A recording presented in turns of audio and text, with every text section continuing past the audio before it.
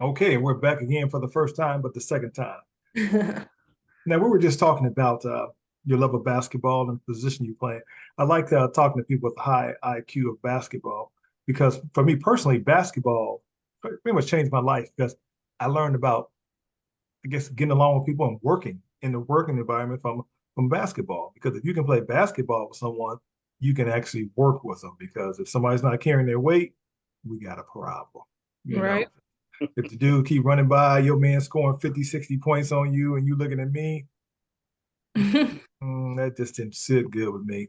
So I want to touch base with you about what some things that are kind of going on in the basketball world. Then we'll come back to you.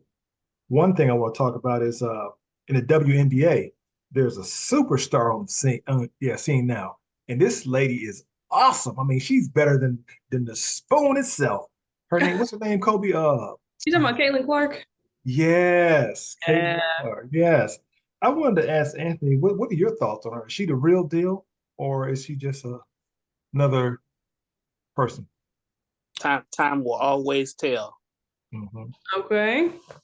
So I watched a little bit of her while she was playing in college. Not a whole lot of games, but I would say that I was impressed with what I saw. Hmm. Mhm. But sometimes when you change leagues, people don't. The game doesn't always translate, and Hmm. we're trying to kind of seeing that early now. But it's the season is early. It's her rookie year, and it seems like that she's getting a rude awakening from everybody. But Right. sometimes that just kind of comes with the territory when you've been hyped up so much. So Yeah. Right. everybody see, what do you really bring to the table, and are you really who you say you are, or what everybody else is saying that you are? Mhm. Absolutely. So what do I you was think? I'm sorry, go ahead, Gobi. I was always wondering why everybody was hyping her up for her coming to India. I'm like, who is this girl? Like, I have no idea why we supposed to be excited she's coming. But I mean, was Well, she good when she played? Like, what? to put it in some perspective of how good she was in college, um, some there's some speculation going back and forth of who the true all-time women's leading college scorer is. Right. So That's true. right now, I guess technically in the books, she may be the second all-time leading Uh-oh. scorer. So that kind of comes with you know that's an accolade to carry. So when you get to the next level, they're expecting to see that same type of output. But Right. like time will tell. Yeah. Is the head that wears the crown? Yeah. Right. So why do you think she gained so much notoriety? Is it because she was that good in college, and LeBron was a high school player who came out and did good things. So Right. he was expected to come out and do big things, and he kind of delivered. I mean, there's Um, a lot of girls came out of college good. I mean, why is she just getting so much attention? I think it's because she's a pure scorer, Hmm. and you're thinking about all the women who played prior to her, and for her to be at number two all time scoring, so that kind of says a lot right there in itself. At some point, the game has shown that this person can play, regardless of what she says about herself. And she's a trash talker, and a lot of people may have issues with that. I love it. I think it's part of the game. Hmm. Any time you have an opportunity to have some sort of an advantage against your opponent, I think you have to use it. Trash talking never really bothered me much, but I see how it gets people going and how it derails some players' games. Hmm. So Yeah. I'm okay with it. But when she's getting these hard fouls, these welcome to the league fouls that's happening to her, you Yeah. can't be looking at referees. You got to get up if you're going to fight back, or you got to do something to let everybody know, hey, I'm here, as opposed to looking at the refs to bail you out. Mhm. Hmm. You gotta be able It's to stand your ground. Say again. Oh, I said you gotta be able to stand your ground for sure. Oh, absolutely. And I feel like that's one of the issues that I see. People are talking about. maybe her teammates aren't having her back when she's getting these hard fouls. And I kind of feel like that identity comes from the coaches. There was times where when you had to pull the guy who was deep in the roster, the 12th man out to get in there to regulate. Hey, I need you to come in here and foul their star player because, or protect Caitlin or whatever, because at some point you have to send the message, hey, I see what's happening. We're not ignoring it. And I feel like that the Fever is just kind of letting it happen right now. Mm-hmm. Yeah. Well, it's said that 1 week after becoming the WNBA's #1 pick, Caitlin Clark had inked a deal with Nike for $28 million. That's the highest value contract ever floated to a WNBA player. So a lot of the women in the league are actually saying it's racism because they're saying that she's just another a white girl. That's what's changing the face for y'all. Because if she was just another black girl, we really wouldn't be having this conversation. So I remember Cheryl Swoops was a pretty good player. Lisa Leslie was a pretty good player, and nobody ever got that 28 million. So do you think that's kind of like the OJ thing here?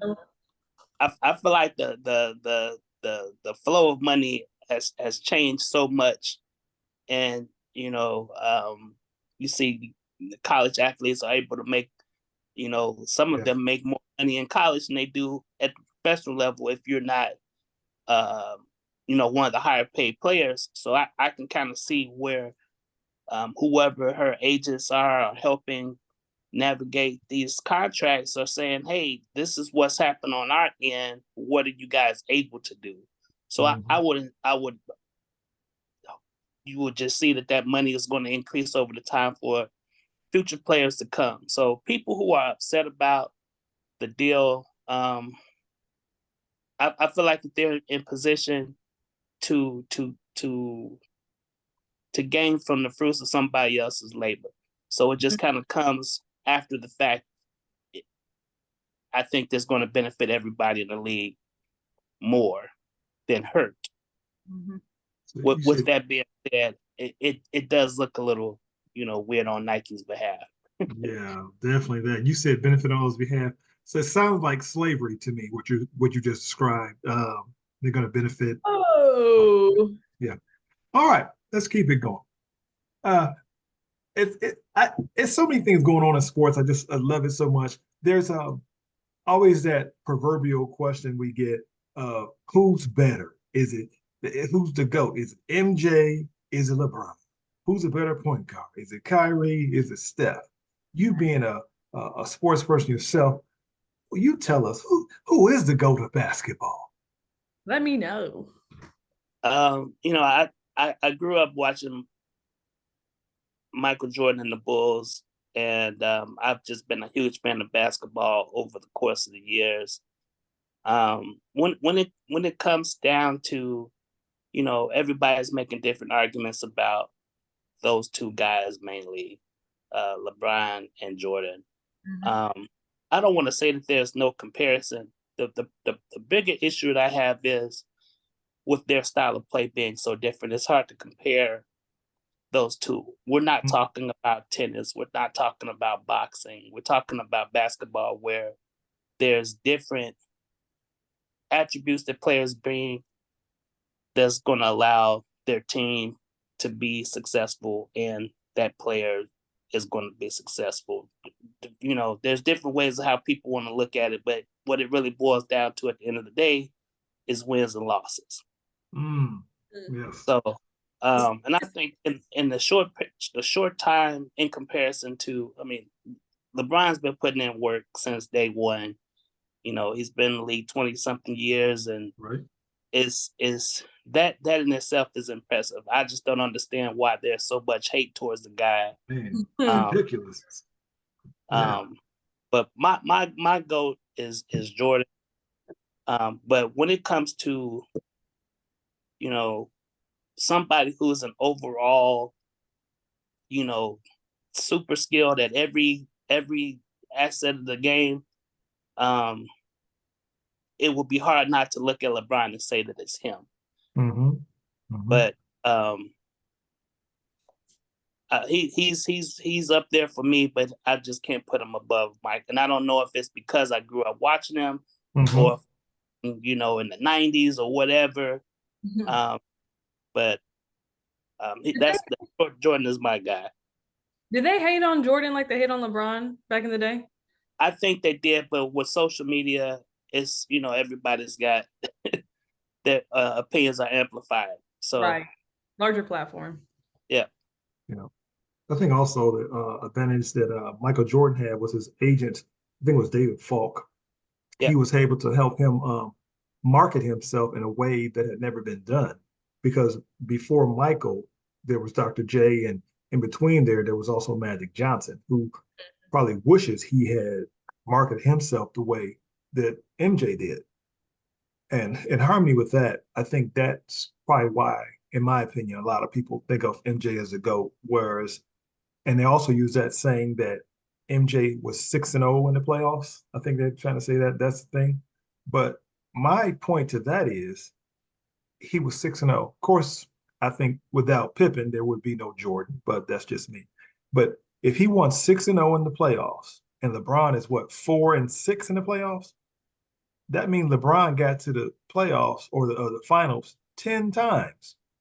And he lost more, but to get there, there's, I think, a Charles Barkley, Reggie Miller, Patrick Ewing. There are a lot of people who didn't even get that far. Mm-hmm. And yet and still, LeBron went there 10 straight times. So that alone puts me in GOAT status, because if Jordan, as great as he is, he only got there 6 times. Mm. Mm.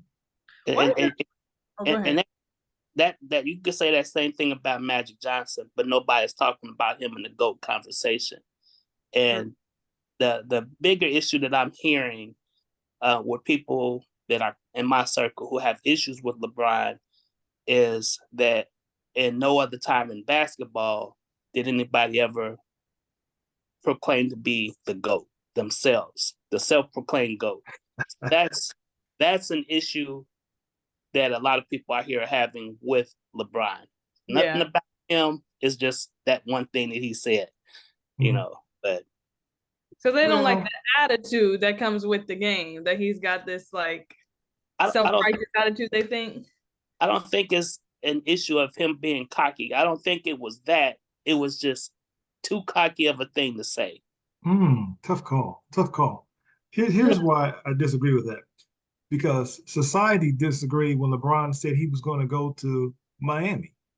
Because I'm thinking, if I live in cold Cleveland or have to choose between hot Miami, it's really not a question. But they got a problem with that. Not 4 championship, not 5. They made a big deal about that. So anytime, I don't think people do that for anywhere else. Because if I decide I was going to leave my job today and go work at our competitor, nobody would even care.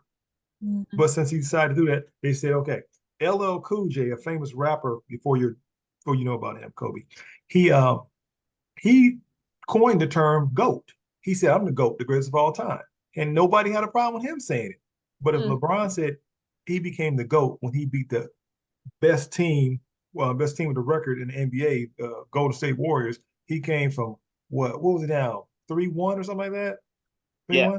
Came back and beat them. He said, well, I did that. Well, I got to say I'm the GOAT. And correct me if I'm wrong, but didn't the rappers from our day, didn't they talk about, the cars they drove, the places they went and all that? Weren't they basically saying they're the GOAT? Well, that's not basketball though, but yes, they do. Okay, tomato. Okay. All right. For the record, I knew LL Cool J. He was in that one show that one time I seen him. Okay. So I believe it's NCIS. I can't remember. Yeah, that's what it is. NCIS. Yeah. He's more famous now for being on TV than rapping, I think. Yeah. Well, if you're going to get techno, the reason he is famous is because of Will Smith. Will Smith came through and showed everybody that you can go from rap to Hollywood, and he put a lot of people on the show, but a lot of people don't give him credit because he is the GOAT. Let's go on back over here. Kobe, did you want to weigh in on it? Who you think your GOAT in basketball is? Who you have? I mean, I got LeBron. Anthony has Jordan. You want to break this tie for us? Who you got? And your name is Kobe. Wow. I know. Listen, I hear it all the time.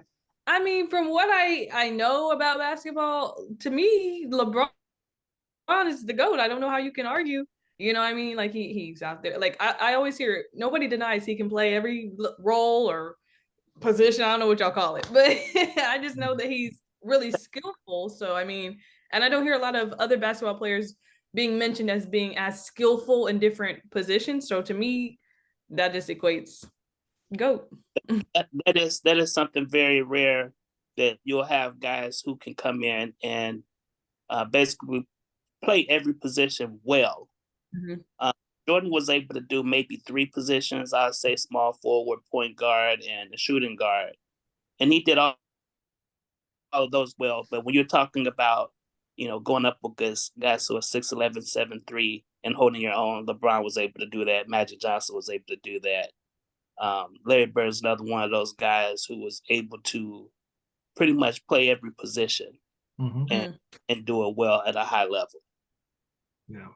My final thought on this Jordan LeBron debate is this. I just want to say that I do respect both of those brothers for their accomplishments, and I'm glad that I got to see them both in my lifetime. I do respect both of them. I do want to add that I think an advantage that MJ had was he had his father in his life all through his formative years up through college. He had a great coach in Dean Smith, and then he ran with Phil Jackson using a triangle offense, and the triangle offense was so good that they won 3 in Chicago. Then Michael retired and came back and won another 3. Then he took it to LA and he went out there and won 3 with Kobe because it's a system. Michael Jordan was put in a system that's successful. LeBron had to take some coaches, rookie coaches, and be the player coach and do everything else. And then the team he had, that's like they having us 3 and the mailman and the lady from Aldi on his team and going to the championship. Not 1 time, not 2 times, not 3 times. You get the point. So, or don't disrespect the players that made it to the league. Okay, I'm not disrespecting them, but Richard Jeffrey said, "Hey, LeBron drugged me across that line." So that's what a pro player said. I was like, "Hey, I can't argue with that, brother. He said he made it, but he shouldn't have got that far. LeBron got people rings who shouldn't have, coaches that shouldn't have rings that. What's his name? Hated LeBron. Frank Vogel hated LeBron when he was here, and then he go out in LA to get a championship. The irony. Yeah. And that's why I think a lot of people have issues with him, because he doesn't play for their team. Right. That's a good point. And speaking of teams, now I understand you're a Pacer fan. Is that your team? No, I like the Pacers. They're not my team, though. Who is your team? Who you like in the NBA? I like the Bulls. I do like the Pacers, though. The Bulls are my team. Okay. All right. Let me pivot back to a question I meant to ask you earlier. Caitlin Clark, in her prime and your prime, 1-on-1. Who you betting on? Man, look. Who you got? I'm passing on that one. Okay. Got it. I'll drink to that, like drink champs. Okay. All right. We're gonna pass on that one then. And when we were having the either or question, let's circle back to this one too. Steph or Kyrie, last shot. It's 3 seconds on the clock. Who you giving that ball to? There's no question about who I'm giving the ball to in regards to that. As much as I love Uncle Drew, Kyrie is my guy. He's one of my favorite players of all time. Keep about to say Steph. But yeah, man, or Dame Dollar if he's available. Okay, I'm gonna give you 3. Which one? Dame Dollar, Steph Curry, or Wardell Curry rather, or Kyrie? Which one you going with? Who you passing? Chef's taking that shot from me. You gonna give it to Steph? Yeah. Over Kyrie. And not lose any sleep over it. Oh, he said that with confidence. No, I'm like, he's, you know what I'm saying? I think he lost 2 coconuts on it, but we're gonna keep it. Okay. That's a good point you make then. I think for me, I got to go with Kyrie because I think if Kyrie he's able to create. Because I remember Dellavedova, when he was with Cleveland in that year, and LeBron said, "Okay, we got Kevin Love out, Kyrie out. I need you to stop Steph." He shut the man down. Now, if I remember correctly, correct me if I'm wrong, but Dellavedova the year before he used to drive an ice cream truck in Louisiana or something. They picked him off the street, I think. He comes in, shuts. I think Steph had -6 points that game. He had to give 2 shots back. -6. I know that's not right. Okay, well, maybe I'm exaggerating a little bit, but I'm just saying, Andy, did he shut him down? Did Dellavedova shut down your guy? There's guys who that's just who they are. That's what their skill set is. Yes. They might only score 8 points in a game. They're going to get the crowd involved, and they're going to play defense like their life is dependent on it. And I love watching those type of guys play. So when I was watching the Boston series with the Pacers have a lot of hustlers on their team that I feel like even though they were scoring a lot of points per game this year, the hustle just wasn't there. And I think that Boston, the whole team is made up of guys like that, and they can score. Yeah, I think the Pacers. To me, they're trying to make Halliburton, whatever his name is. I think they're trying to make him a star. I don't think he's that star. I think your boy Pascal is a star. I think they both are in their own right. Okay. And I think that both of them coming to the team has really changed the dynamic of what the Pacers are trying to do here. Toronto basically dumped a max contract on the Pacers. Now the Pacers have to decide whether or not they're going to pay him or not. I think they would be crazy to let him go, but we'll see what that looks like in the off season. Okay, all right. And you said Chicago's your team. I think is Alonzo coming back next year? And I don't know what he's going to look like if he ever sets foot on the court again. You have a layoff like that. It's been almost 2 full seasons. What happened? He got hurt or something? He's injury prone. He's one of those guys who's kind of injury prone. And maybe, the NBA is just too rugged for him. I don't know. The skill set, he's skilled enough to be there, but if you're not healthy enough to play, then you're not doing anybody any good. Right. He has some issues with his knee, but he recently put some human cartilage in his knee recently. He said he's back better than new. I don't know if he got a Carfax on that human cartilage from the other person, but he definitely said he's back and he'll be good as new. So, and his afro was looking a little bigger, and that kind of helps your shot too. I'm sure. Here's a question I have for you, Anthony. If a shooter can shoot, should he be allowed to play in the league? If you just flat out can shoot, does it matter your age, your ethnicity? Does that really matter? Ain't that what Steph is in the league for anyway? Yeah, he just shoots. He can't play no defense. He can't punch his way out of a bag. But I'm just saying, he's on light skin. But the team, the defensive numbers show that they were good. So it doesn't matter if it's just one player because the team wins and loses together. The name of the game is to outscore your opponents, and they've been able to do that. So, What about this? Can we put Caitlin Clark on the Warriors, and would they still win with her? I mean, she basically do what Steph did. Not if she's looking at the referees to bail her out. So you're saying, I think I read an article the other day where a guy said that we got to stop letting these animals attack Caitlin like that. He said they're going too far with that, but I'm listening. Yeah, he said the NBA is going to have to come to the WNBA to help her because it's getting too rough for her. That's what they said. So like I said, we know it's some behind the scenes stuff on there. I don't watch a whole lot of WNBA. I used to watch it, and maybe I'll start watching it more. It's hard to ignore right now. But I'll say this, they're bringing a lot of attention to the fouls and stuff that's happening to her. Right. We don't know if that's been happening before. Good point. making a big issue out of it because it's her. I don't care that it's her. I just feel like that's just part of basketball. I'm trying to figure out why it's an issue.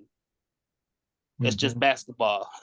Right, just You know, basketball. those kind of plays happen all the time to, you know, star players, bench warmers, it doesn't matter. That's just part of the game. You know, guys have these situations where they don't like something that happened on the other end of the court. It's the first opportunity they get, they're gonna, you know, try to do something that may warrant the attention of the referees and possibly their teammates. You know, when people get upset, that's just stuff that happens. It's just part of the game. Yeah. A lot of people don't really watch the WNBA, but I think there's some things they can do to improve it. One, I think if they lowered the rim, because a lot of women are starting to dunk now, but if they lower the rim, say to maybe 9 feet. What's it now? It's at 10 feet now. Mm. And they play with a smaller, slightly smaller ball. I don't know if that makes a difference unless you're playing in New England with football, but I don't know if the ball difference really matters. But I think if they lowered the rim and the girl wore booty shorts, I think the guys are wearing them. The guys are wearing booty shorts. You remember they used to do that? Remember? Huh? They're back. Yeah, you know that's true. What they call them. They look like track shorts right now. Man, I remember back in the days, I was watching the game, and well, anyway. So, tell me, let me get your Mount Rushmore of basketball players. Give me your 4 top players on there. It could be you can add women too if you want to, because I know you like Caitlin. I know you said she's good. You can add her on your Mount Rushmore too. Who you got? I'm not putting her on there, not yet. Wow. In time maybe, right? No, it's too many, because then the question is who you taking off to put on. That's the question. So you know, I go back and forth with who's in that, because it's hard to do 4. Because I like, you know, basketball's got 5 players. Okay, fair enough. Build a team. Build a team. Yeah, I said build a team. Okay, right. Yeah, I was gonna say 4.5, but let's give you your team. Let's use that then. Give us your starting 5. So I can go. I go back and forth with this one all the time in my mind. Magic Johnson was always my favorite player growing up. I just loved the way that he played the game, and LeBron's game is more like Magic Johnson's. So, and if I had to pick my point guard, even though LeBron is listed as a small forward, or the 3, or whatever you want to call him, the point forward, whatever. If I had to pick somebody that was running the team, I think that I would want LeBron out there as my point. Ooh, wow. So Steph? He ain't done yet. My bad. Go ahead. I'm sorry. Steph's not he's not on my list though. So we were talking about when I look at what my goats are, I'm looking at, you know, people always talk about you know, the game is played different, or would this guy be able to survive in this era, and all those type of things. So Steph, I think probably could, but his is as good of a shooter as he is, the dynamic play for me, I need him to be able to do more than just shoot. Exactly. So it's kind of one of the issues that I have with Durant. It's another guy who just a scoring machine, but he doesn't do much of anything else. So back to, I've got 1 down. Right. No, you know how I feel about Michael Jordan, so he's definitely there. I just want to interrupt you 1 second. Kobe, I noticed that he picked LeBron first. I did. Yeah. I'm sorry. Go ahead, Anthony. Go ahead. I was surprised. You see that? I feel this way. Point guards are my favorite players. Okay. Even I kind of see the game from, I think, more of a center's viewpoint. Okay. So it would have been a point guard regardless. So I started talking about Magic first. But if I had to pick a team that I felt, because I think the Magic I don't feel like it's a debate. It's not a debate. We're not talking about Magic being the GOAT. But I think that most people who know a little bit about basketball would agree that LeBron is better than Magic. I don't think it's a discussion. I think that that's pretty much, it's not talked about because everybody knows. It's how much I love Magic. That's where I'm at.